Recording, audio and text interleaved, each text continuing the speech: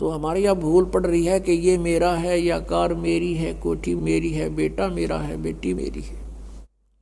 जिसमें आपकी यह भूल हटेगी तब आपकी भक्ति फलेगी कि ना बेटा आपका है, ना बेटी आपकी है, ना यह कार आपकी है, ना कोठी आपकी है। अब आपके बच्चे नहीं हैं, ये परमात्मा के बच्चे हैं। आप परमात्मा के नौकर हो और परमात्मा ने आपके पास ही अपने बच्चे भेज दिए, बेटा या बेटी। इनको आप अपना मान कर करते हो तो भूल भारी है आपके, लेकिन ये जीव के बस की भी नहीं। इस ज्ञान से धीरे धीरे और भक्ति से, इस एंटीबायोटिक औषधि खाने से, ये तत्व ज्ञान रूपी वचन सुनने से आपको बिल्कुल समझ में आ जाएगी कि सचमुच यहाँ अपना तो शरीर भी नहीं है। तो हमने इन बच्चों को जो आपको भगवान ने दिए हैं, इनके दास नौकर बनकर आपने इनकी परवरिश करनी है। भगवान से डर के इनकी सेवा करनी है, जैसे एक नौकरानी और एक नौकर मालिक के बच्चों की कितनी केयर टेक करता है। इस दास को इतिहास अब याद आते हैं, उदाहरण आते हैं जो संसार में घटे हुए हैं। भगवान ने जो हमें उदाहरण दिए हैं वो सत्य हैं। एक समय दास जब सर्विस करता था, ऑफिस में बैठा था और सामने गली थी, सड़क, और ऑफिस से 2 मकान छोड़कर लेफ्ट साइड में एक बहुत बड़े धनवान व्यक्ति का मकान था, कोठी थी। उसकी एक पुत्री थी, लड़की ज़्यादा से ज़्यादा 8-9 वर्ष की होगी। उसके लिए एक नौकरानी छोड़ रखी थी और उस लड़की का स्कूल वहाँ से ज़्यादा 10 फरलांग होगा, यानी 2000 फुट मुश्किल से 5 एकड़ की दूरी पर। तो वो लड़की को नवाती धवाती, उसके सारे कपड़े चेंज करती और सारा उसको व्यवस्था रखती, खाना पीना दूध सब समय पर खिलाती। और उसको जब छोड़ने जाती थी स्कूल में, पैदल छोड़ के आती थी, थोड़ी दूरी थी, तो वो क्या करती थी, जून के महीने में एक छोटा सा छाता लेकर लड़की पर तो छाता रखती थी और स्वयं धूप में जलती थी, क्योंकि वो मालिक की बेटी थी।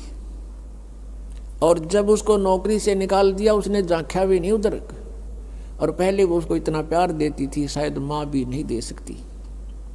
तो ऐसे ही हमने इनको मालिक के बच्चे जानकर, और हम सभी यहाँ कष्ट में हैं, दुखी हैं, एक दूसरे को समझकर, जैसे एक सास बहू है और सास बहू का कहते हैं कुत्ते बिल्ली वाला बैर हो जाता है।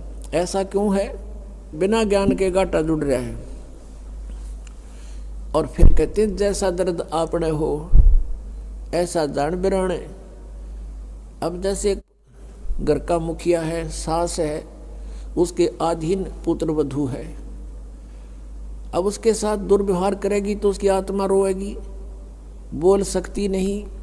तो वो आत्मा की जो पुकार है वह भगवान के दरबार में डिपॉजिट होती है और उसका प्रतिफल बहुत भयंकर होता है।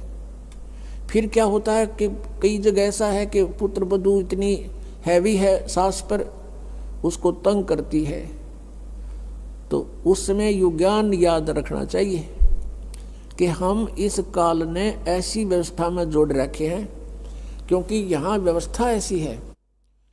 अब जवान बच्चे का और बूढ़े का कभी भी मेल नहीं मिले, ना मन मिले, ना व्यवहार मिले, ना विचार मिले, और फिर रहना इकट्ठा, सास और बहू ने इकट्ठा रहना और कति विचार नहीं मिले, यह गारंटीड बात है। और इसलिए झगड़ा रहेगा, यह भी रहेगा, लेकिन इसका समाधान इस ज्ञान से होगा। देखो, कोई भी घर में हानि करके प्रसन्न नहीं हुआ करता, कोई भी नुकसान करके राजी नहीं, लेकिन हो जाता है। और फिर उसके ऊपर एक दूसरे के साथ खींचातानी करे, तूने ऐसा कर दिया, तू ऐसा करता है, ये करता है। को बालक है उसने प्यार से समझा दे, लेकिन नुकसान जो होना है आपके भाग्य में पूर्व निर्धारित है, वो होके ही रहेगा। और वो नुकसान तो हो लिया और फिर वो झगड़ा बाकी रह गया, बेमतलब की टेंशन। जब आप परमात्मा की शरण में आ जाओगे, ये हानि भी नहीं होगी आपके, सत्कर मान लेना। और इस ज्ञान से जब यो मन बकवाद करेगा, इस ज्ञान रूपी लगाम से यू रुकेगा, एक सास बहू थी, बुढ़िया बहुत लड़ा करती अपनी पुत्र वधू के साथ, इकलौता पुत्र था। अब बेटा न्यू सोचा करता भाई माँ की बात नहीं मानी तो माँ की आत्मा दुख पाओगी, वो भी अपनी पत्नी को ही धमकाया करता, गलती होती से ना होती, माँ को प्रसन्न करने के लिए। और बुढ़िया बहुत कलियारी थी। अब पुण्यात्मा एक परमात्मा लीला बख्शते हैं, करते हैं, दया करते हैं।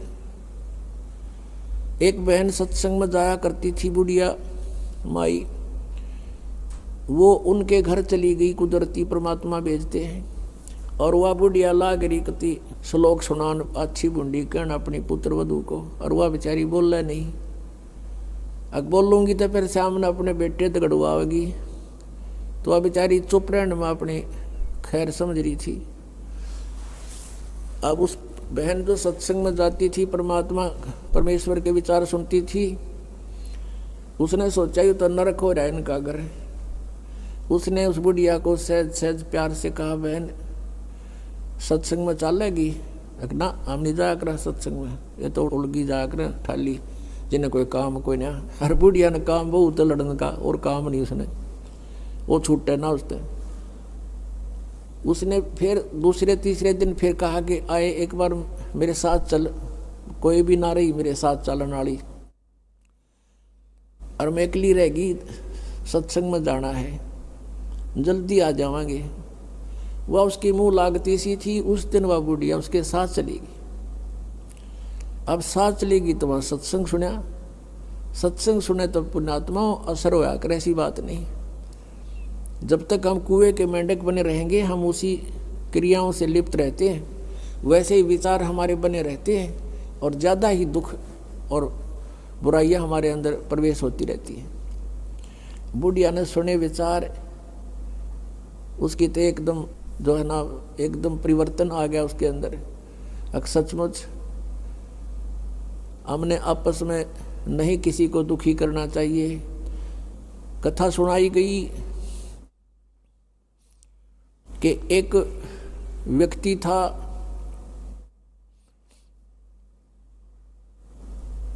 वो कहीं पर साधना कर रहा था,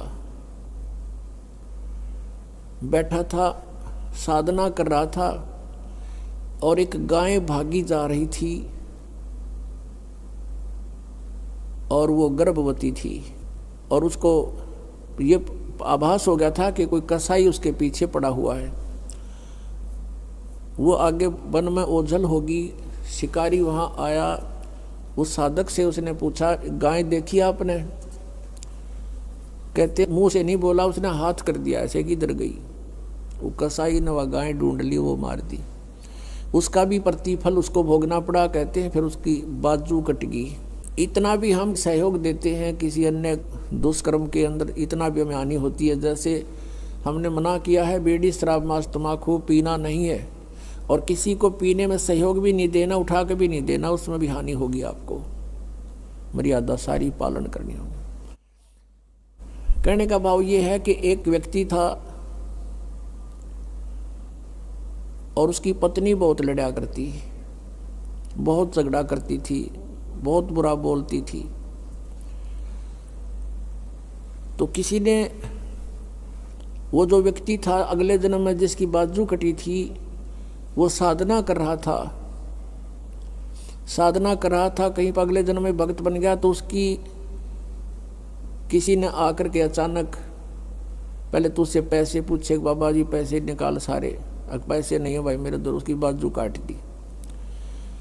अब उसने सोचा भाई मैं भक्ति भी कर रहा हूँ और यह आपत्ति मेरे पर कैसे आ गई। उसने सोचा भाई मैं इसका किसी से कारण पूछूं, मेरा कौन से जन्म का पाप था। किसी ने बता दिया भाई इस गाँव के अंदर एक भक्त है और वो पीछे बीती हुई बता देता है, पिछली बता देता है, भविष्य की नहीं जानता। वो उसके घर पर गया तो उसने पता लगा कि वो घर से बाहर गया हुआ है। फिर भी उसने सोचा घर पे पता करता हूँ। जब वो घर पे गया तो उसकी पत्नी से पूछा कि ऐसे ऐसे वो कहाँ है भक्त। हुआ उसकी पत्नी लगी गाली देने कि तेरे जैसा ढेढ़ वो है, हंडा धक्के खांदा जिस तरह तू खावे है, पता नहीं के सुना दी। अब जिसका हाथ कटा हुआ था उसने सोची भाई मैं तो गलत आ गया, मेरे साथ मजाक कर दिया दिखे ना, भगता के घर में कैसी बात होया करे, इसी ने कमी होया करे। वो वापस चल पड़ा। रास्ते में किसी ने बता दिया कि तू जिसका घर पूछा था ये आ रहा वो व्यक्ति। उसने उसको सोचा ले चल आया है बाहर, बात कर लेता हूँ। राम रमी हुई, नमस्कार हुआ, कुशल मंगल पूछा। उस जिसका हाथ कटा हुआ था उसने पूछा कि भाई एक बात बता, क्या तू पीछे की जानता सारी? कहाँ जी, दया है भगवान की। भाई पहला मेरी तो पाछा बताइए, पहला तू अपनी बताया, तेरे घर में इसी बूंदी कलियारी क्यों करा रही है? ऐसी बेहुदा बोली वा न, बोला या भी बताऊं, पहला यह सुन ले तू। पिछले जन्म में मैं था काग, या थी गधी, और जब कुमार इसने छोड़ देता, इसकी कमर टूटी हुई होती थी, मैं इसकी वो खाता था, टूटी हुई कमर से उन जख्मों से मांस खाता था। तो आज भाई अपना बदला ले रही है मेरे ते, और ये इतने जख्म करेगी मेरा जितने मन न कर रखे हैं। तब उसने पूछा भी फिर मेरा हाथ क्यों कर कटा? मैं तो भगत आदमी, और युग कैसे जुल्म हुआ मेरे साथ? उसने बताया कि पिछले जन्म में भी तू भगत था, और तूने एक गाय के कटने में सहयोग दे दिया, तूने न्यू हाथ कर दिया कि इधर गई, बोला नहीं तू ऐसे गई, इससे तेरा हाथ कटा। अब कहते हैं तुमने दरगाह का मैल नहीं देखा, धर्मराज के तिल तिल का लेखा। अब इस तरह कहते तुम एक दूसरे को सताओगे तो तुम्हें आगे फिर दंड भोगना पड़ेगा। वह बुढ़िया के बात समझ में आएगी, अकबर ने तो जुल्म कर दिया। उसके बाद अपनी पुत्र वधू को वो बिल्कुल शांत रहे, बोले नहीं फालतू। सत्संग में ये भी सुनाया गया कि जो कुछ हानि होनी है वह तो हो चुकी, और पाछा वो खाम खा महाभारत बनाने की कोई आवश्यकता ही नहीं। वो तो दूना दुख पैदा करने वाला वो वस्तु आवा नहीं वापस।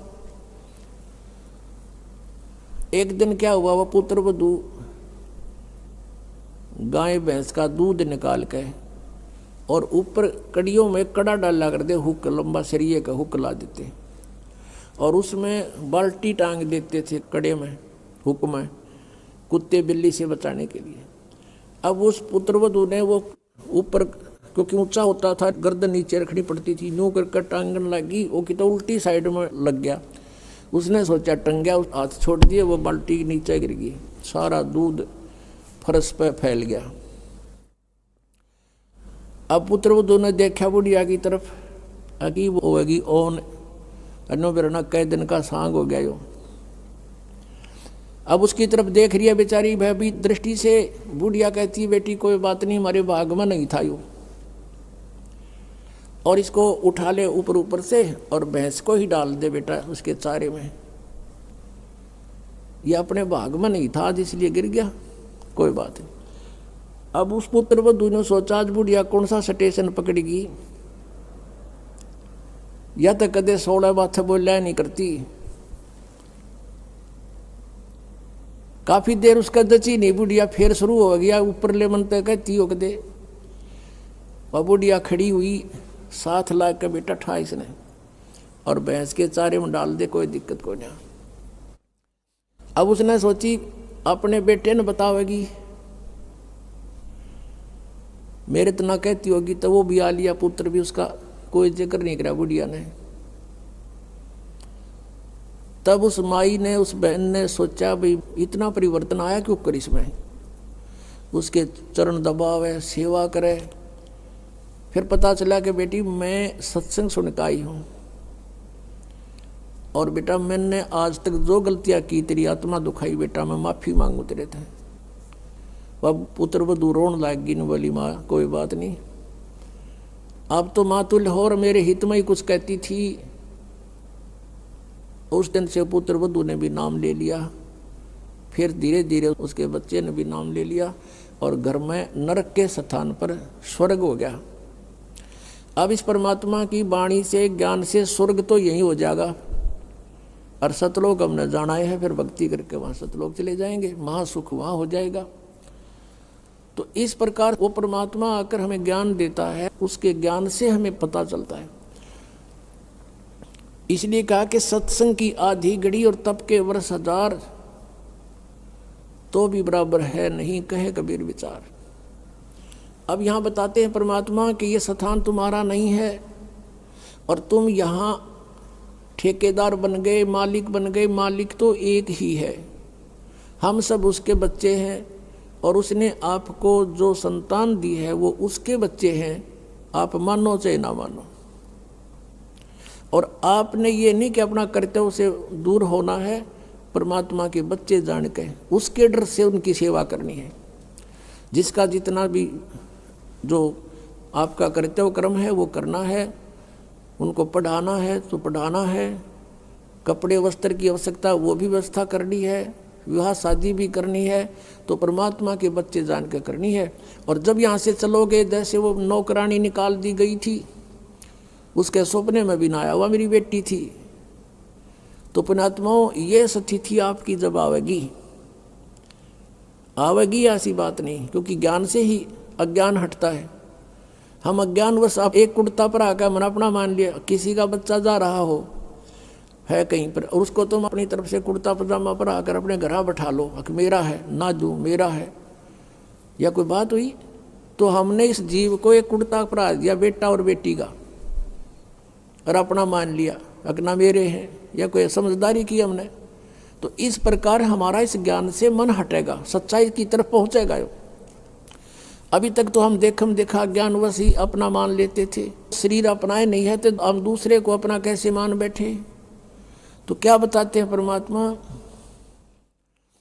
आगे गए ना बावड़े ये रहते भी सब जान, बिन साहेब की बंदगी कहीं ठोड़े ठिकाना ना। जो यहाँ से मृत्यु को प्राप्त होकर चले गए उन्हें ताक बताया नहीं, हम कहाँ गए, के बनी हमारे साथ। और दो शेष बचे हैं वो भी जाएंगे। बिन साहेब की बंदगी की तरह ठोर ठिकाना ना। आज तुमने अपनी आकार कोठी मान रखी है, मेरी है, कल मृत्यु होगी। पुण्य कर रखे आप जाओगे स्वर्ग में, स्वर्ग का समय आपका निर्धारित होगा, वो पूरा होते ही वहाँ से कहेंगे चलो चलो नरक में। नरक का समय पूरा होता कहेंगे चलो चलो गधे की योनि में। गधे का समय पूरा होता मृत्यु होगी, मृत्यु होती चलो फिर कुत्ते की योनि में। कुत्ते की योनि भोगी फिर चलो मनुष्य की योनि में। मनुष्य की योनि में ये आप देख रहे हो क्या करते हो, ये करते खत्म होते फिर चलो नरक में। तो ये चलो चलो सतलोक में मिटेगी। और उसके मिटाने का प्रोसीजर अब हमें पता लग गया। अब इस चलो चलो के नाश करने का, समाप्त करने का हमें पता लग गया, वह विधि का पता लग गया। परमात्मा ने क्या बताया है, जग सारा रोगिया रे जिन सतगुरु वैद न जाण्या। जग सारा रोगिया रे, जग सारा रोगिया रे जिन सतगुरु वैद न जाण्या। जग